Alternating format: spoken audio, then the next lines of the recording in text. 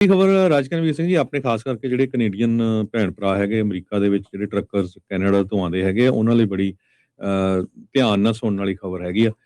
ਕੈਬੋਟੇਜ ਲਾ ਜਿਹੜਾ ਟਰੱਕਰਸ ਦੇ ਨਾਲ ਸੰਬੰਧਿਤ ਹੈਗਾ ਆ। ਜਿਹੜੇ ਲੋਕ ਮੈਕਸੀਕੋ ਤੋਂ ਜਾਂ ਕੈਨੇਡਾ ਤੋਂ ਆਉਂਦੇ ਆ ਤੇ ਵਿਦਿਨ ਅਮਰੀਕਾ ਤੋਂ ਇੱਕ ਜਗ੍ਹਾ ਤੋਂ ਲੈ ਕੇ ਅਮਰੀਕਾ ਦੇ ਵਿੱਚ ਇਹ ਲੋਡ ਛੱਡਦੇ ਆ, ਉਹਨਾਂ ਦਾ ਜਿਹੜਾ ਵੀਜ਼ਾ ਆ ਉਹ ਕੈਂਸਲ ਹੋ ਸਕਦਾ ਆ। ਰੀਸੈਂਟਲੀ ਜੇ ਉਹ ਵੱਖਰਾ ਆ ਕੇ ਲੱਭਦੇ ਆ ਲੋਡ ਇਦਾਂ ਜੀ ਬਿਲਕੁਲ। ਯੂਐਸ ਬਾਰਡਰ ਪੈਟਰੋਲ ਨੇ ਇਹ ਟਰੱਕਿੰਗ ਇੰਡਸਟਰੀ ਦੇ ਵਿੱਚ ਕਿਹਾ ਵੀ ਜਿਹੜਾ ਕੈਬੋਟੇਜ ਲਾ ਆ ਇਸ ਨੂੰ ਅਸੀਂ ਫੁੱਲੀ ਐਨਫੋਰਸ ਕਰਨ ਜਾ ਰਹੇ ਹਾਂ। ਰੀਸੈਂਟਲੀ ਕੀ ਹੋਇਆ ਵੀ ਇੱਕ ਮੈਕਸੀਕੋ ਦਾ ਰਹਿਣ ਵਾਲਾ ਜਿਹੜਾ ਟਰੱਕ ਡਰਾਈਵਰ ਆ ਮੈਕਸੀਕੋ ਦੇ ਵਿੱਚ ਅਮਰੀਕਾ 'ਚ ਆਇਆ ਤੇ ਅਮਰੀਕਾ 'ਚ ਉਸ ਨੇ ਇੱਕ ਜਗ੍ਹਾ ਤੋਂ ਲੋਡ ਚੱਕ ਕੇ ਅਮਰੀਕਾ ਦੇ ਵਿੱਚ ਦੂਜੀ ਜਗ੍ਹਾ ਦੇ ਵਿੱਚ ਜਿਹੜਾ ਲੋਡ ਛੱਡਿਆ ਹੈਗਾ। ਸੋ ਉਹਦੇ ਕਰਕੇ ਜਿਹੜਾ ਆ ਉਹਨੇ ਐਰੀਜ਼ੋਨਾ ਤੋਂ ਲੋਡ ਚੱਕਿਆ ਤੇ ਟੈਕਸਸ ਦੇ ਵਿੱਚ ਛੱਡਿਆ। ਸੋ ਇਹ ਕਹਿੰਦੇ ਵੀ ਤੁਸੀਂ ਵਿਦਿਨ ਅਮਰੀਕਾ ਦੇ ਵਿੱਚ ਨਹੀਂ ਲੋਡ ਚੱਕ ਕੇ ਇੱਥੇ ਛੱਡ ਸਕਦੇ ਹੈਗੇ। ਹਾਂ, ਮੈਕਸੀਕੋ ਤੋਂ ਇੱਥੇ ਲੈ ਕੇ ਆ ਰਹੇ ਆ, ਕੈਨੇਡਾ ਤੋਂ ਇੱਥੋਂ ਲੈ ਕੇ ਆ ਰਹੇ ਆ, ਜਾਂ ਇੱਥੋਂ ਕੈਨੇਡਾ ਨੂੰ ਲੈ ਕੇ ਜਾ ਰਹੇ ਆ, ਜਾਂ ਮੈਕਸੀਕੋ ਨੂੰ ਜਾ ਰਹੇ ਆ, ਖੱਬੇ ਸੱਜੇ ਨਹੀਂ ਜਾਣਾ ਕਹਿੰਦੇ ਮਤਲਬ ਕਰਦੇ ਆ। ਸੋ ਇਹ ਅੱਜ ਇੱਕ ਸਟੋਰੀ ਆਈ ਆ ਕੈਬੋਟੇਜ ਲਾ ਦੇ ਵਿੱਚ, ਤੇ ਉਹਨਾਂ ਨੇ ਇਹ ਕਿਹਾ ਵੀ ਆਪਸ਼ਨਲ ਨਹੀਂ, ਇਹ ਵਾਇਲੇਸ਼ਨ ਬਹੁਤ ਕਾਸਟਲੀ ਆ।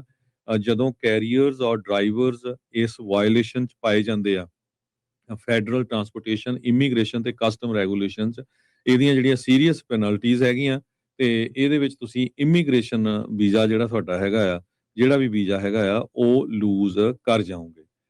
ਸੋ ਇਹ ਯੂਐਸ ਵੀਪੀ ਨੇ ਰੀਸੈਂਟਲੀ ਮੈਕਸੀਕਨ ਟਰੱਕ ਡਰਾਈਵਰ ਦੇ ਅਗੇਂਸਟ ਇਹ ਐਕਸ਼ਨ ਲਿਆ ਆ, ਜਿਹਦੇ ਵਿੱਚ ਇਹ ਪਾਇਆ ਗਿਆ ਸੀ ਉਹਨੇ ਲੋਡ ਜਿਹੜਾ ਆ ਪ੍ਰੋਡਿਊਸ ਦਾ ਯੂਮਾ ਐਰੀਜ਼ੋਨਾ ਤੋਂ ਚੱਕਿਆ ਤੇ ਗ੍ਰੈਂਡ ਵਿਊ ਵਾਸ਼ਿੰਗਟਨ ਦੇ ਵਿੱਚ ਛੱਡਿਆ। ਸੋ ਕਹਿੰਦੇ ਇਹ ਵਾਇਲੇਸ਼ਨ ਆਫ ਕੈਬੋਟੇਜ ਲਾ ਹੈਗਾ।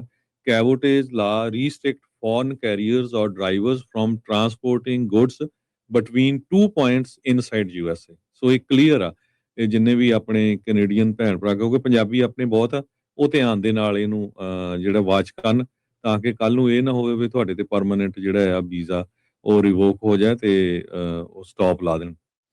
ਯਾਰ ਨਹੀਂ, ਬਹੁਤ ਸਿਚੁਏਸ਼ਨ ਜਿਹੜੀ ਉਹ ਬੈਡ ਬਣ ਸਕਦੀ ਹੁੰਦੀ ਆ। ਸੋ ਇਹ ਧਿਆਨ ਜਿਹੜਾ ਉਹ ਰੱਖਣਾ ਖਾਸਾ ਜਿਹੜਾ ਉਹ ਜ਼ਰੂਰੀ ਜਿਹੜਾ ਉਹ ਰਹਿੰਦਾ ਆ ਵੀ ਕੀ ਜਿਹੜਾ ਉਹ ਕਰਨਾ ਆ। ਏਦਾਂ ਹੁੰਦਾ ਰਿਹਾ ਨਾ ਹਰਜੋਤ ਸਿੰਘ ਜੀ, ਸ਼ਾਇਦ ਕਹਿੰਦੇ ਵੀ ਪਹਿਲਾਂ ਤਾਂ ਚੱਲੀ ਜਾਂਦਾ ਸੀਗਾ ਵੀ ਕਿਹੜਾ ਕੋਈ ਪੁੱਛਦਾ ਸੀਗਾ। ਗੱਲ ਇਹ ਆ ਵੀ ਹੁਣ ਪੁੱਛਣ ਲੱਗ ਗਏ ਆ, ਹੁਣ ਦੇਖਣ ਲੱਗ ਗਏ ਆ।